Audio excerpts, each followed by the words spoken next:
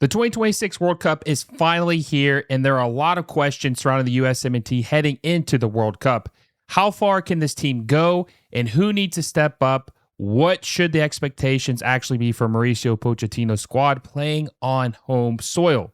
To help answer those questions, I brought on one of the biggest voices in American soccer, Alexi Lalas.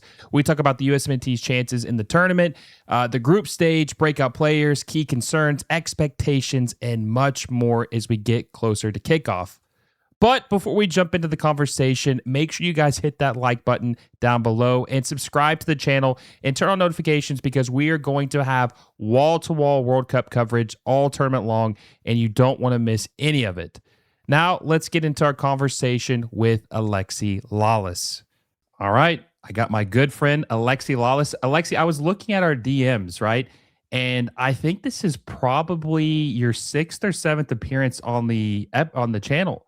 So I'm very honored that you're a reoccurring guest, man. I guess that you enjoy speaking with me a little bit.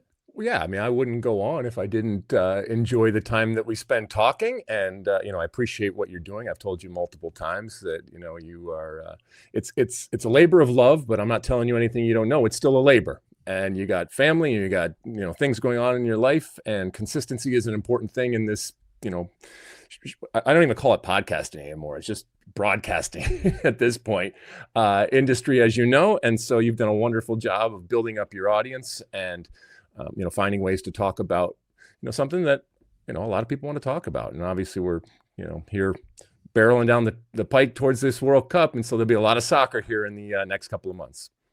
Yeah, I think the first time I had you on was right before Copa America. And then obviously it was kind of just like a free fall after that. And there's been so many things that have happened in between. It honestly feels longer than just 2 years.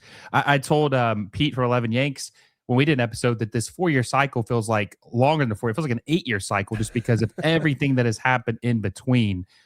Just so many things. So we're going to talk about the USMNT today. World Cup is less than 2 weeks away.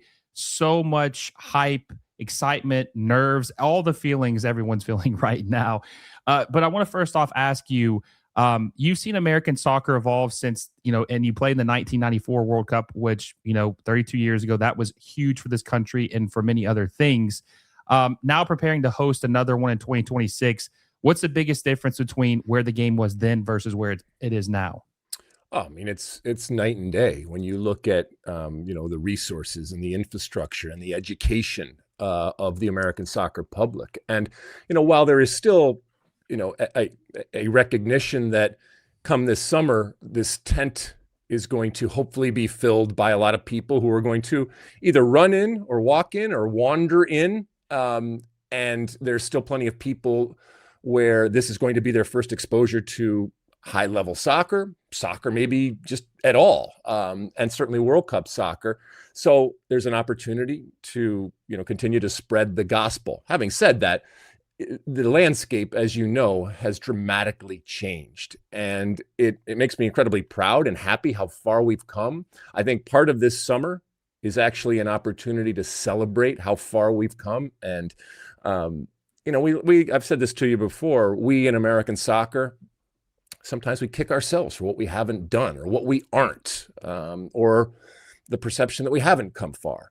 But, I think every once in a while, it's important to take some time to celebrate just how far we've come and who we are. And it's not perfect by any stretch of the imagination, but I love it. And I love what we have become, even with all of our faults and our challenges out there. And, if you need any reminder, you're a young man, but way back in the 1900s, way back then, it was a Wild West type of situation and landscape out there. And whether it's obviously MLS coming online, the 1999 Women's World Cup, all of the different leagues that we have, but like I said, much more so where kids wake up today and soccer is part of their sports palette. And that started to a certain extent in 1994, and nothing has ever been the same. I agree. And I wasn't around for that, but I wish I would have been because obviously it was a historic moment for soccer in this country and kind of catapulted what it is today. It was the beginning of the special thing. But I want to ask you too, I know you're excited. I know you're hopeful. I know that there's this energy that's in the air right now because nothing has happened, but we're anticipating it, right? But Mhm. what are you most excited about specifically with the 2026 World Cup? Like what is getting you most excited about this event coming up? I think again, it's an opportunity to prove to the rest of the world, yes, but almost, again, to ourselves what we are and what we can do. I will caution uh, people of my generation. It's not going to be 1994. That's not necessarily a bad thing. But if you're going to compare and contrast it with 94, like I said, the world has changed so dramatically when it comes to technology, when it comes to infrastructure, when it comes, like I said, to education. It could never be another 1994, but it can be and stand on its own as 2026 and have the same type of legacy and impact. I still get people that will talk to me about, and say, hey, remember the summer of 94? Well, I hope as we get further and further from 26, there's a whole generation that looks back to the summer of 2026 and says, man, that was kick ass. That was awesome. The things that I saw. And I'm not even necessarily even talking about the goals or the games. I'm talking about the interactions that you're going to have. You're going to meet people from other places specifically because of soccer. And that's the power of what a World Cup. And I know I'm being kind of idealistic and romantic in the way that I'm talking about things. It's not going to go perfectly. And if you go into this World Cup looking for things to criticize or to be angry about, you can find them. They will be anecdotal. It's not all going to go great, but in totality, hopefully when that final whistle blows, we can look back and be proud of what we did in terms of hosting and also be incredibly excited about the legacy that it is going to leave both on and off the field as we get further and further away. Yeah, I mean, this is a once in a lifetime opportunity. Now, you and I would probably, if we were a betting man, right, we would expect the World Cup to return to the United States at some point, but we don't really know when, right? I mean, it could be 20 years, 30 years, 40 years. We have no, it took 32 years to get it again. So this is something that no one should take for granted. They should enjoy it. It's a different type of environment, soccer wise, in this country than it was. The average American is way more educated on football, soccer than they ever have been, especially 32 years ago. So it's just like a completely different animal. And I'm just so excited just to see what it's going to look like. Because also, too, my favorite World Cup personally for me was 2014. It was the last summer one we had where we were participating in it.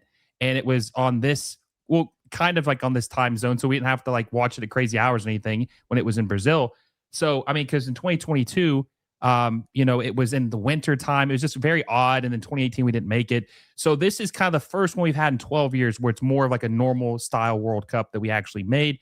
So, and it's in our backyard. I just think that this is going to be, even if people are being a little pessimistic maybe about certain things, that I think this is going to be, when it finally starts, it's going to be absolutely electric. Yeah, I mean, okay, first off, a reminder, everybody, it's the biggest World Cup in history in Yeah. terms of the number of teams. And I think some people are looking at that and worried that it's going to be diluted in terms of the quality. And I think that's a fair criticism. However, I also think that we are going to see some wonderful scenes. As you know, part of what I think makes our country the greatest country in the world is the diaspora that we have, all these different countries and cultures coming together. And in this moment, if you're Cape Verdean or Haitian Americans, and the list goes on, Curacao, some of these teams, even Iran, I mean, there's so much talk about Iran. I mean, when when the stuff started happening a couple months ago, I remember driving down the 405 and seeing, Iranian flags and American flags out of car windows, probably the old Iranian flag, if you will. But we all know the Iranian American community here is going to come out. And it's this opportunity, I think, to celebrate in this United States the pride and the connection that they feel to, the country of their origin or the country of their family's origin. So I think we're going to see some really interesting kind of global international scenes for the World Cup that, again, don't even necessarily have anything to do with kicking the ball. But once those start happening, and by the way, hopefully some good goals and some wonderful games, some of the best players in the world, and all the narratives that come up with a big tournament like this, that we talk about, the indoor venues that we have and the hydration breaks that we have and the weather and, the different and the three countries that we have and the travel, all these different things are going to be part of the discussion of the World Cup. But the World Cup will be going on and people will be discussing it. And we'll have positive and negative takes, like we said, but overall, hopefully, like I said, people have a good time and people are safe. I agree. So let's get to our team. Let's finally get to our country. Let's talk about our team and their prospects of this tournament. When you look at the USMNT currently, what is the single most important thing that they need to figure out before the World Cup starts? From a tactical perspective, or like a mentality perspective? Mentality, like mentality, because obviously there's issues, but sure.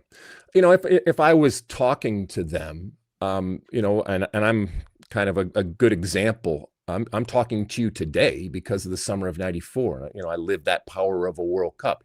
And so there is nothing better than a World Cup except a home World Cup. And the reality is that for these players here, you talked about when the next American World Cup will happen. Who knows if it's happening in my lifetime? It'll probably happen in yours.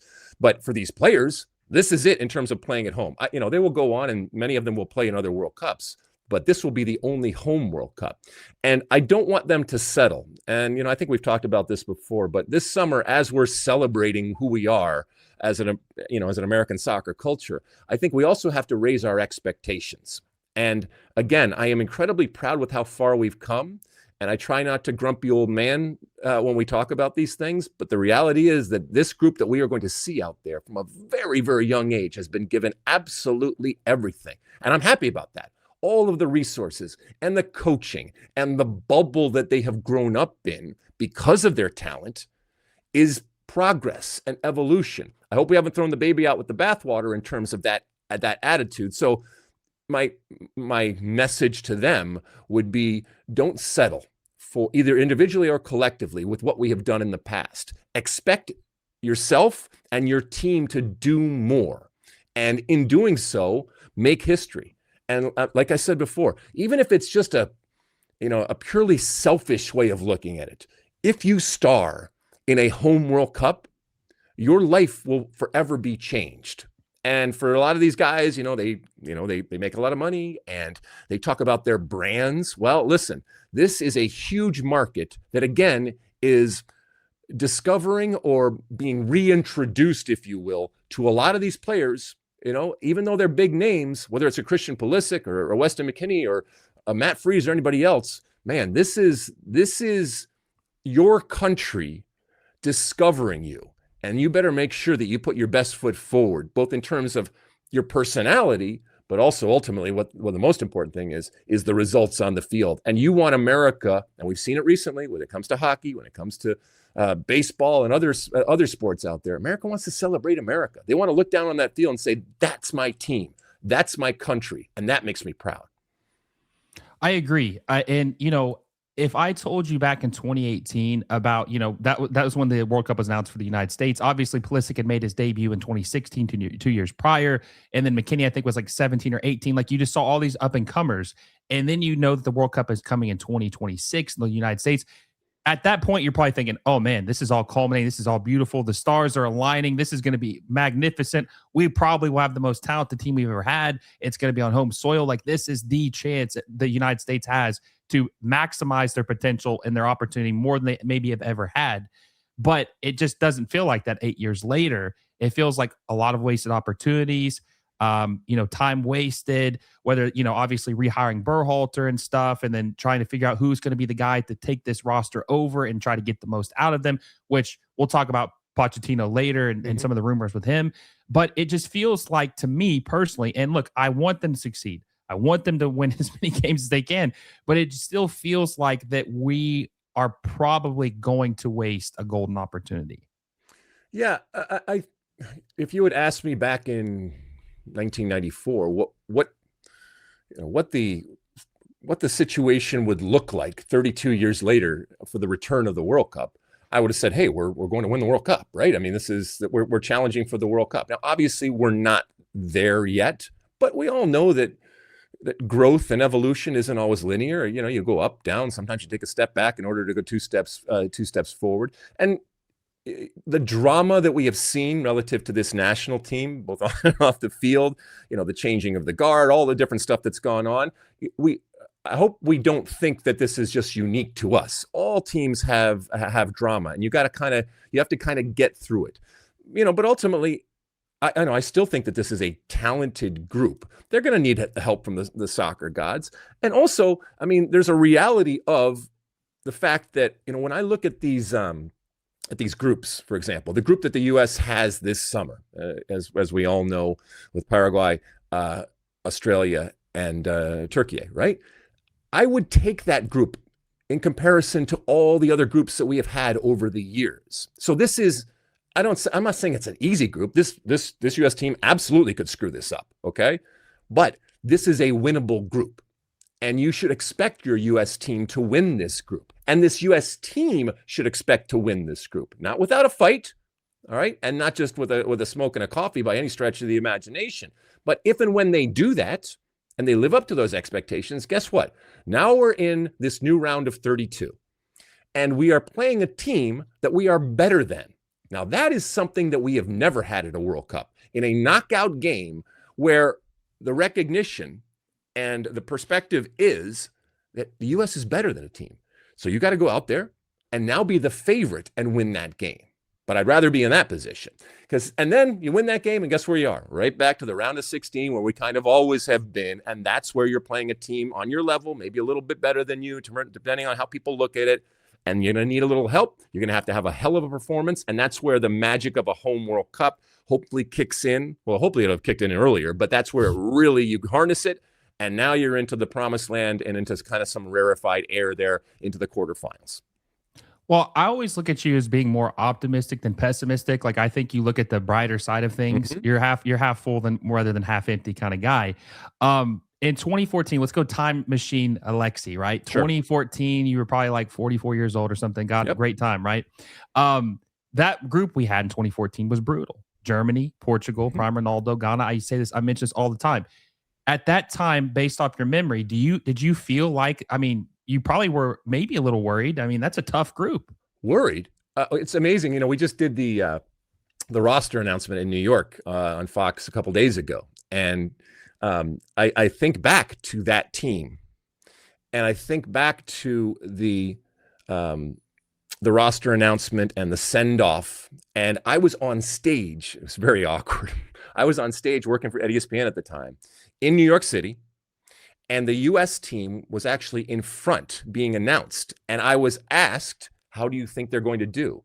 And literally in front of this team, I said, they're not going to get out of the group.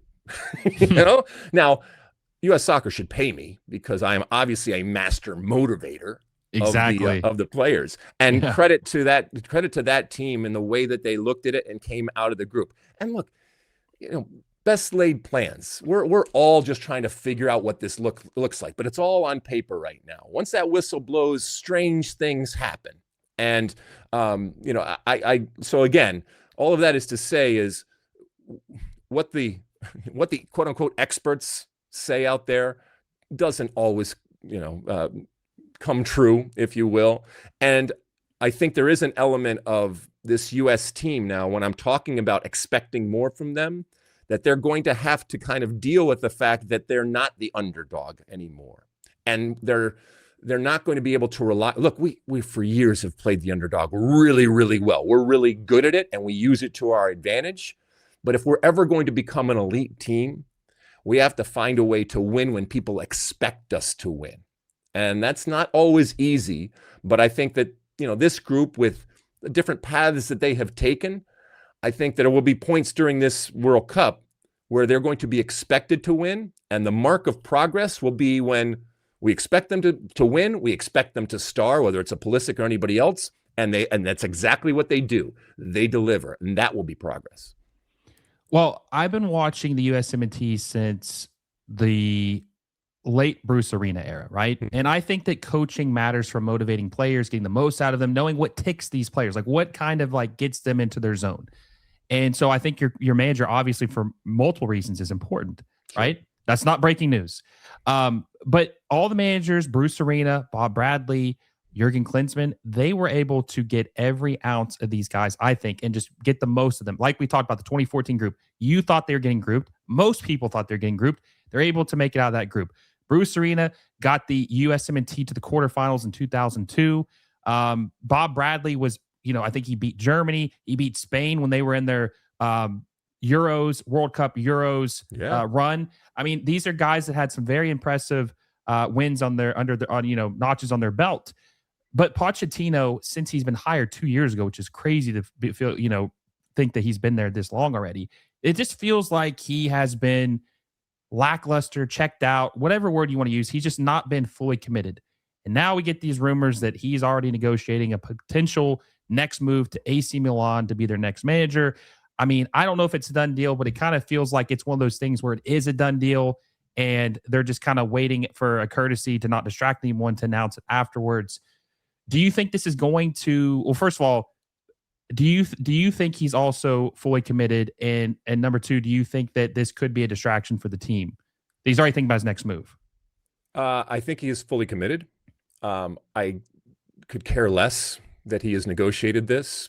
And I don't think it is the distraction that many are making it out to be. I understand why there is a reaction right now, but and I'm only basing it off of the interactions that I have had with him. I think he has immersed himself in the American culture. I think he has liked some of it. I think he has scratched his head at other parts of it. I also think that he is a reaction to Greg Berhalter in this pendulum swinging, right? And he is different. He doesn't suffer fools, okay? He is very Argentinian, if you will, in his ruthlessness and the way that he thinks about players, the way that he thinks about a dynamic between players and coaches. And I think that, under Greg Berhalter, and I love Greg Berhalter, and he's a friend of mine and I have respect for him. But I think what had happened was the connection with his players, keep in mind, had started when many of them were teenagers. And it's very, very difficult to treat players the same way from teenagers into your 20s. You change a lot as a man and as a player. And the familiarity, I think probably that got to a point where it was not sustainable and was almost detrimental. And so you needed kind of a much more of a hard ass type of ruthless approach that Pochettino has brought. Now, listen, we can talk to her blue in the face about, Pochettino. Ultimately, all that matters is when that whistle blows here in a few weeks and what this team does.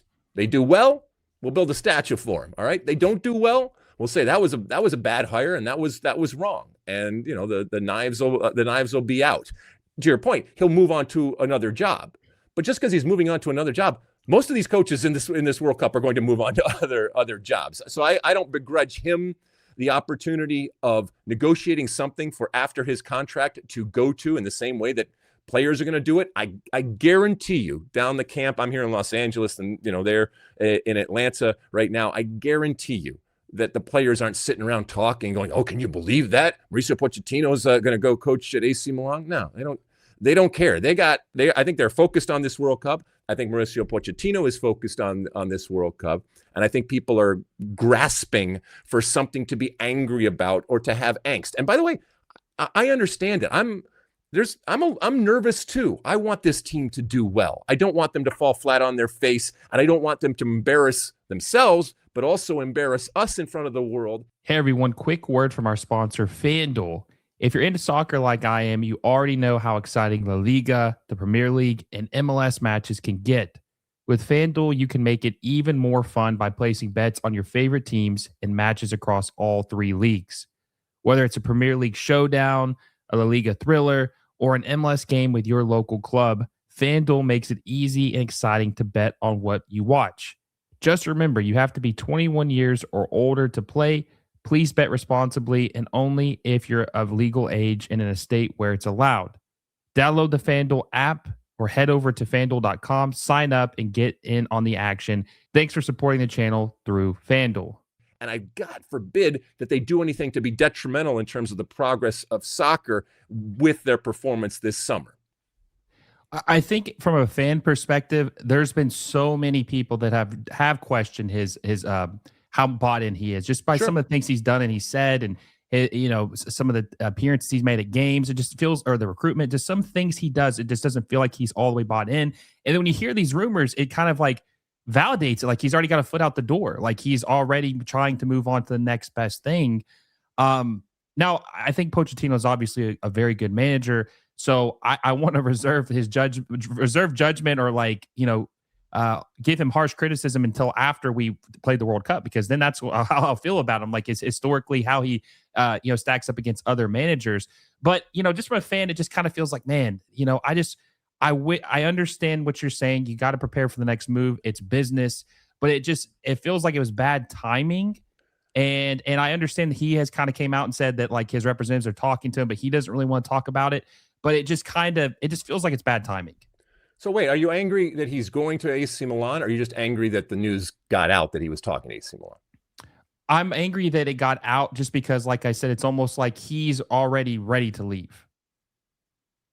Okay, but he's not leaving until after the World Cup. So I understand what you're saying, and I think you're being a little idealistic in terms of what you want from him. This isn't a Matt Crocker leaving midstream and going to another World Cup. It would be interesting if he had said, hey, I'm going to coach Argentina or another national team or a team that's in the World Cup after the World Cup. That might rub me the wrong way. But again, when this all because, and maybe I always assumed that he was going. Okay, I always looked at this as a short-term appointment for him to come in, and like you said, in 2 years, less than 2 years, figure it out, suss it out, and get us to play better so that we can have a successful World Cup. Oh, by the way, a successful home World Cup. That was his mandate, and then he was going to go on. So I never, I never looked at it as he was going to stay. Now, he might have just enjoyed it and said, hey, this is a great gig. I love it, and I'd like to be able to stay. But in the same way that, I don't know if you saw Canada re-signed Jesse Marsh. That, to me, is insane. All right? Yeah. I know they feel they have a bird in hand, and I can understand that to a certain extent, but ultimately, you're judged on the World Cup. All the other stuff is BS. It doesn't matter. All I care about is what you were hired for, at least the way that I look at it, which is to do well in the World Cup. Now, if U.S. soccer has a different set of criteria, or if Canada soccer has a different set of criteria, that's fine. But it's to me, it's insane to re-sign a coach relative to the World Cup. And I know other teams have done it, but I just think it's ridiculous because you have such a small opportunity window. You train days here and days there. That what we're judging teams on is the tournament. I mean, we judged Greg Berhalter on Copa America, right? That was what he was judged on, because we were worried that type of tournament performance could be replicated come the summer of 2026, and it was determined that we couldn't afford that. And so, see ya. No, I do agree with that. I just think that no one's expecting him to stay. At least I don't think anyone was expecting him to stay. This was a 2-year, I don't want to call it a Band-Aid job, but just kind of like a shoot for the stars, see what can happen, hire the best coach possible. I just wish that something like that hadn't came out early. And I'm not saying the players are going to be distracted, but as a fan, it just feels like I don't really, it's not that he doesn't care about the World Cup, but he's focused on what's happening next more. Right. Well, I will say this, and this is not, again, we can agree to disagree. That's okay. Yeah. We're friends, and that's fine. I will say this. It does come in a era when it comes to this national team that this team and the players there's been questions as to whether they actually care. Now, I can't think of a time when that has happened. That made me sad that that's happened. But, fans want to see it manifest on the field in certain ways, and off the field for that matter, in the way that you talk about it, obviously in the way that you go out, doing your job on the field. And, I get that it's not just fans, by the way. I'm there too. I want to see something that makes me excited. I want to see something that makes me proud. I want to see players and coaches, for that matter, acting like this is a priority, acting like they understand the ramifications and they understand the consequences to what they are doing. Not to have them scared. I think there's a lot of talk nowadays about, the pressure that these players are on. Come on. Suck it up, Buttercup. You guys are gonna be fine. All right. Pressure is part of the gig, and if you don't want that, then you shouldn't be. If they're worried about the pressure right now, then we have already lost. But I understand that there is, a lot in the soccer community that wants to be inspired, that wants to believe that these players and this group, obviously with the leadership when it comes to the coaches, are dialed in. And all that they are thinking about right now is having the most successful home World Cup that we have ever seen. And when that final whistle blows, wherever it is, everybody turns around and says, yeah, we wrung all the juice that we possibly could out of that World Cup. No, I definitely agree with that. And I guess that kind of leads me to my next question for you. You mentioned earlier that they should make it out of the group. Like, they have every ability. They could be the best team. They could be the best team in this group. Now, Turkey kind of makes me nervous. Sure. We saw the friendly against them. Oh God, was that last year before the Gold Cup? I think that was when we played our friendly against them. Yep. And they beat us pretty. I feel like they beat us pretty handedly. The thing that makes me most nervous, and I kind of want to get your opinion on like your prediction for what's going to happen, is yes, the ceiling is low in this group, but the floor is very high. We could lose to every one of these teams. Now, I'm not predicting we will, but we could. Like, there's no bad teams in this group. So and I also don't like the way the schedule flows. I don't like we're playing Paraguay first, because if we were to lose that game, then we have to get a result against Australia, whether it's a draw, and then you get in a spot where you have to beat Turkey to get out of the group. So how are you feeling about this group, and what is your, I guess, right now gut feeling on how it's going to pan out? I think the first game obviously is important. You get 3 points in that first game, and we're sailing, right? And it's doable. But I think certainly the first two games, I agree with your point about Turkey. I think that is without a doubt. I can understand why people argue that they're better than the U.S. I don't think so, but that is the second, at the very least, that's, in my view, the second best team in the group. I think when it comes to Paraguay and to Australia, again, we can lose to all three of these teams, like you said. But when it comes to Paraguay and Australia, I think we're going to be in a situation where they're going to absorb pressure, they meeting the opponents. We are going to have a lot of the ball. And so for both of those games, I think it's going to be, can we break teams down? Now, you've watched the U.S., many times. That's not necessarily our forte traditionally. And so that's something that I worry about. But, it's also like once that dam is broken, and if things were to happen in that first, 10 minutes of the game, again, we're sailing. We'll score. If we score one, we'll score three.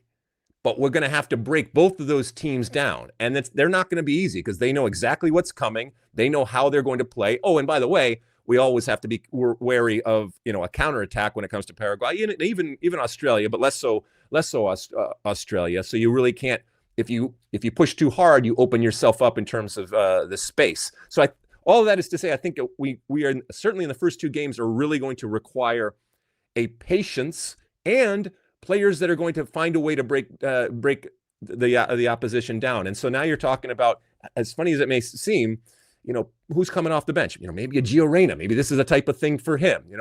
Luna would have been if he was here, but he's not. So even who knows? Maybe it comes down to set pieces, and there's a point where, look, we're dying for a goal here, and you got to put Sebastian Berhalter on. I know people's heads will explode and all that kind of stuff, but who knows? They don't ask how. And this is the thing when it comes to, style and romance of soccer.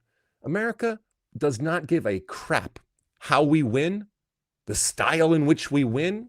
They just care that we win. That's, part of our DNA. And so in these, especially when in the group stage here, if it's got to get ugly and we got to roll up our sleeves and, trudge through some ugly types of performances, if it gets us the points that we need, then let's do that. So what's your gut telling you, though? Are we going to make it out of the group? Yeah. I think we're winning the group. So you think we're finished first in the group? Okay. Okay. So my prediction is, best case scenario, we get 7 points. I think 2 wins and a draw is probably the best. I don't think we're winning all 3 games. That would be crazy to win all 3 games. My worst case scenario, we finish third and we get grouped. So we're not one of the best third place teams, is what you're saying? Yes. Got it. Yeah. I mean, look, we're one of the worst. Yeah, we're one of the worst placed third. Yes. I mean, worst case is obviously we finish fourth, right?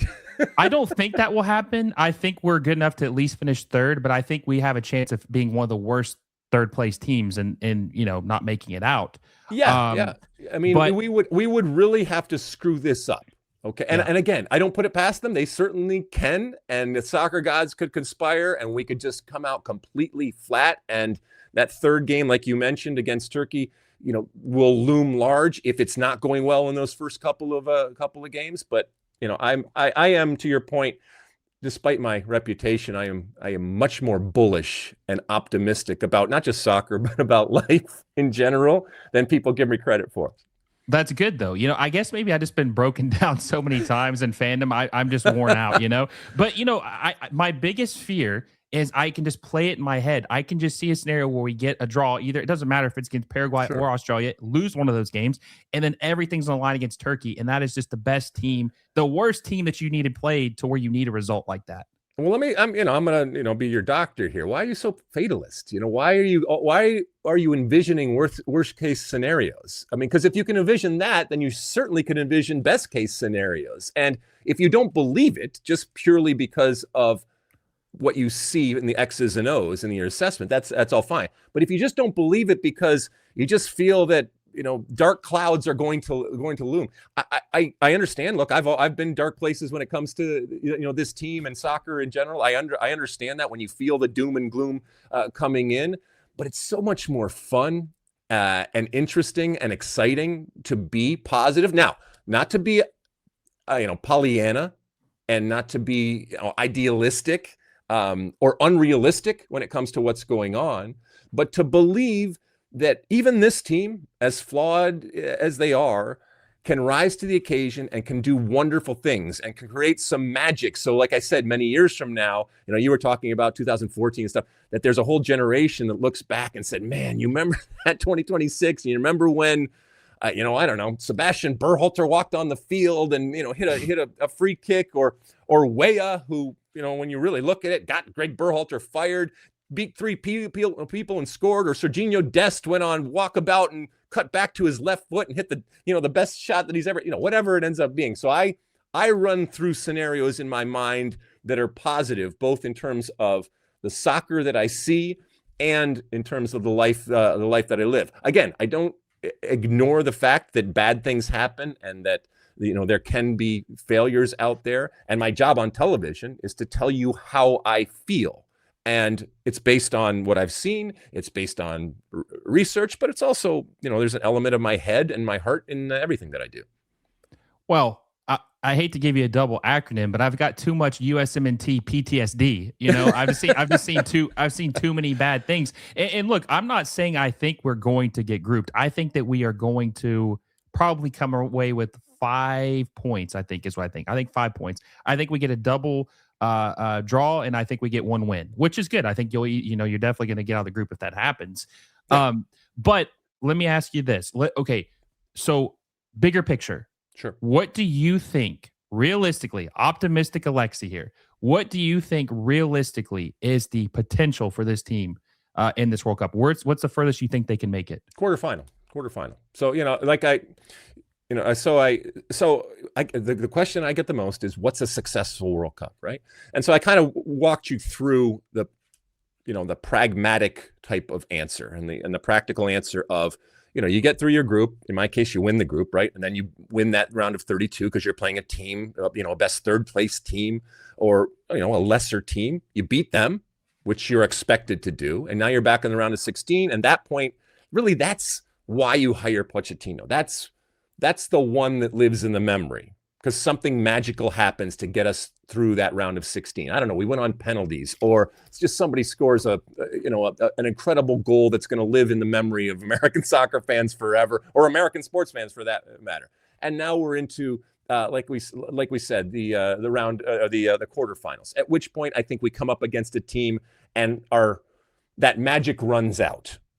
Okay, but runs out in a way that makes people proud. And that gets me to my romantic notion of, whenever the last whistle is, like I said, I want people to be able to look down there and say, that was something. I saw something. I'm proud of what I saw there. That represented my country. And I don't know how that manifests. I don't know where that final whistle is that gives people the feeling that this was something awesome that I saw that made me proud. Okay, let me ask you this. All right. So I'm not going to load this question for you. Okay. It's pretty direct. If I were to ask you one player who you thought would need to have a good World Cup to win, you would say Christian Pulisic. That's the easy one. Okay. Mhm. Who else would you say besides him needs to have a good World Cup for this team to maximize their potential? And which player not only can have an average World Cup, because average could still be beneficial, right? Who cannot have a bad World Cup for this team to succeed?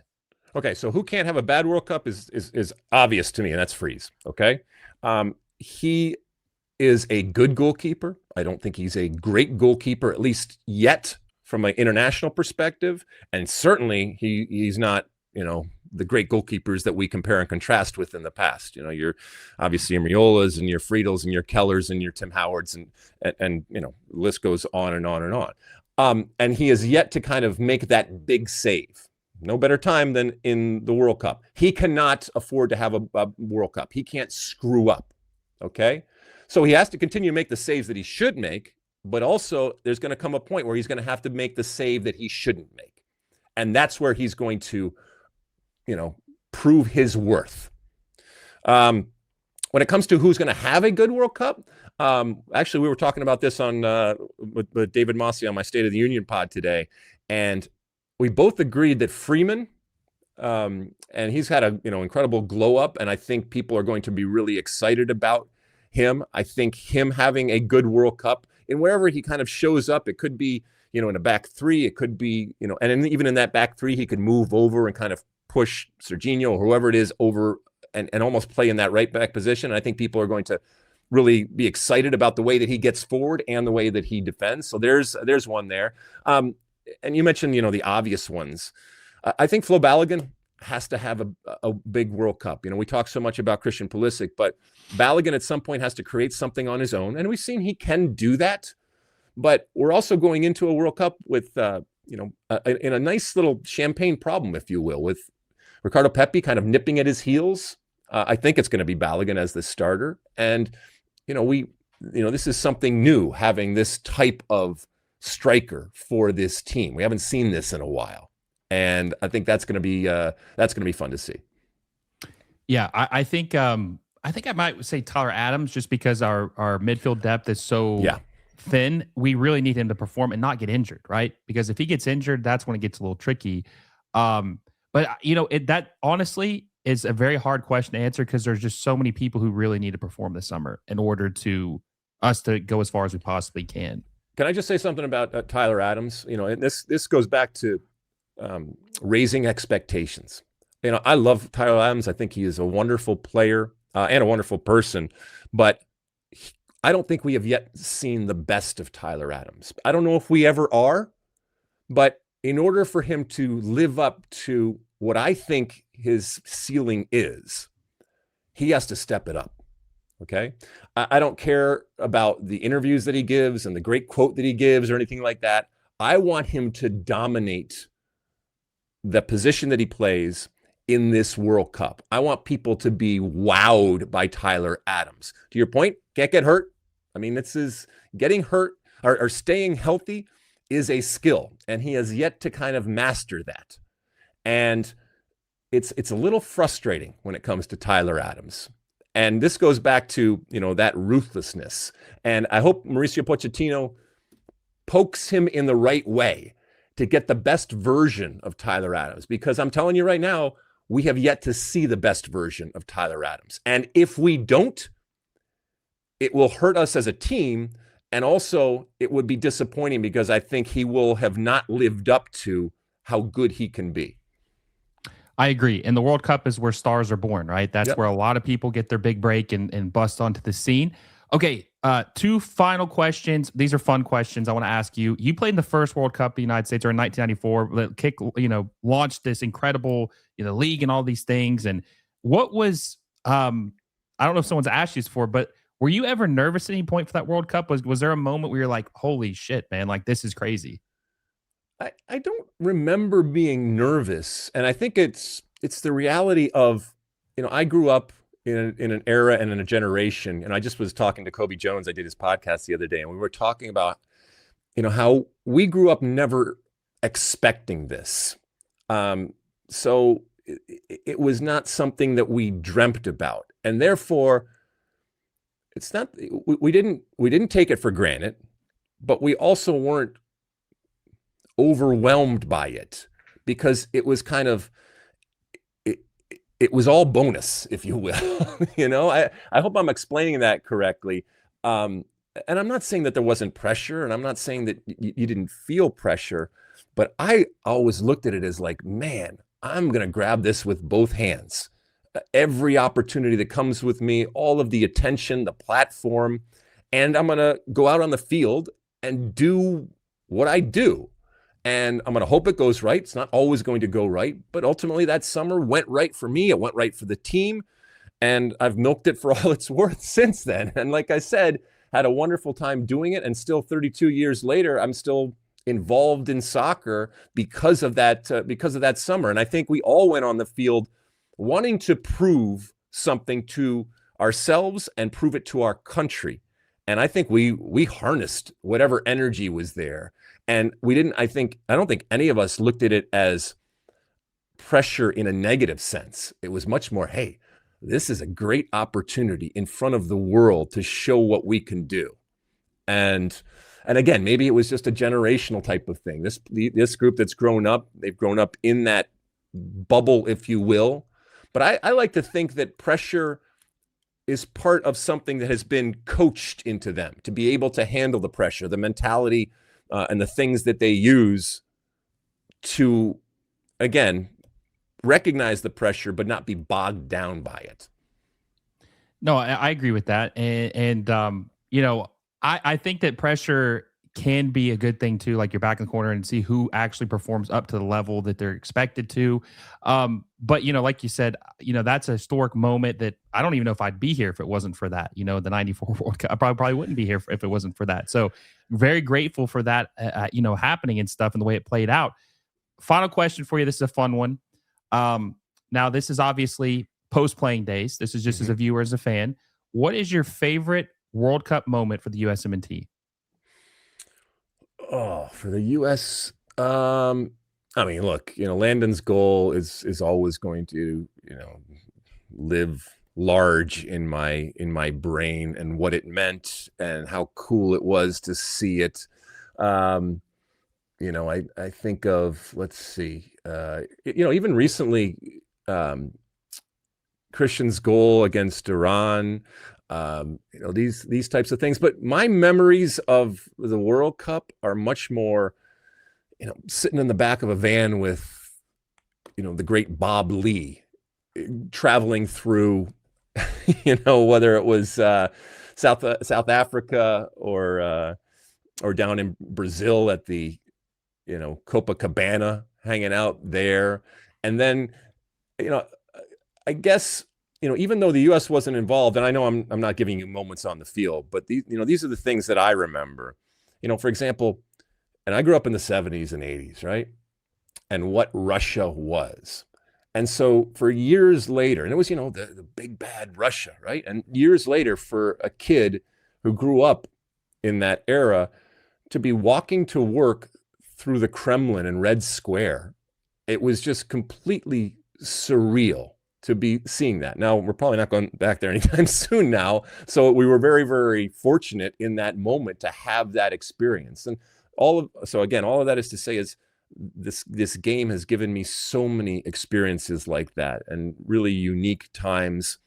And the stuff that's happened on the field is wonderful, but I tend to remember and relish much more, the times that I've had and the places that I've been fortunate enough to go through this game, whether it was as a player, but then obviously working in television, which has led me all over the world.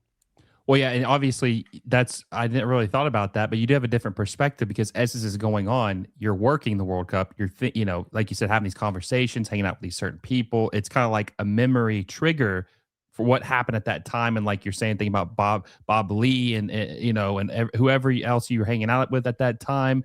Mine, I've told this many times before, but my favorite moment of all time is when Jermaine Jones scored that screamer against Portugal in 2014 to tie it up. I mean, I was 19 years old. I was running out of my house screaming. It was just, it was incredible, man. It was just, that was pure joy. And that's like one of the something I'll always remember for the rest of my life. You'll remember it for the rest of your life. And that's what happens. And, I guess I should have probably said this, the U.S. Colombia game in 94 in terms that's always going to resonate with me, because there are still people that come up and say, I can tell you exactly where I was when that game happened. Back then, some people were listening to it on the radio and stuff. It was a long time ago. But again, that's what's in the offing this summer, is those special moments that you associate with, in many cases, your childhood, and growing up, and they're indelible, right? They are burned into your psyche, and you will go on and do different things in your life, and you may continue to have soccer in your life, or it may just be a part of your life at that point, but it will always have an association with that summer, in this case, the summer of 2026. And you'll say, God, I was with this guy and I did that. I still, to this day, I'll give you one last story. In 1990, I, with a couple of high school friends, went to the 1990 World Cup. It was in Italy, and we bummed around and, chased girls and drank too much. And we went and watched, World Cup games, face painted and all. I was a fan, not knowing that 4 years later I was going to be on the field representing my country.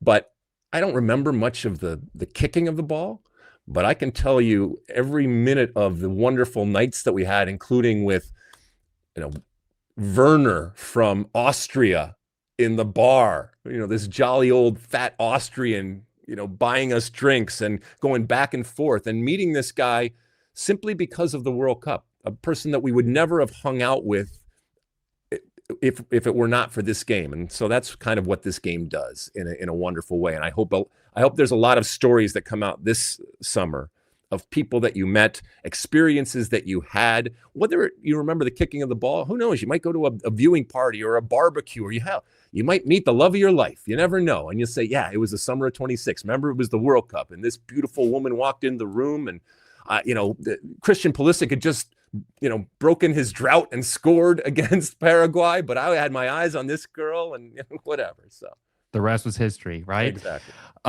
Well, Alexi, it's always a pleasure to have you, my friend. Listen, we'll have you on after the World Cup to talk about the USMNT. Hopefully, it's going to be a good conversation. I'm sure it will be regardless, right? We'll see what happens. Guys, make sure you go check him out at the State of the Union podcast. Him and David Mossy, his co-host. Sometimes Stu Holden joins him post games too. And also, make sure you check him out on Fox. You'll be on the panel. Are you going to be with Zlatan at all? You got it. It's good. That's a lot of ego going on in that room. So it's going to be fun. And we will have nightly live shows when it comes to State of the Union. So, we're going to be giving you all the content that you want, and breaking it down and reviewing what happened in the day, and then obviously previewing what's coming the next day, because there's a lot of soccer. So pull up a chair, my friends. Exciting times. Well, guys, I appreciate you for watching. If you stay to the end, make sure you give it a like down below. Subscribe to the channel if you haven't already. And until next time, guys, I'll see you all soon.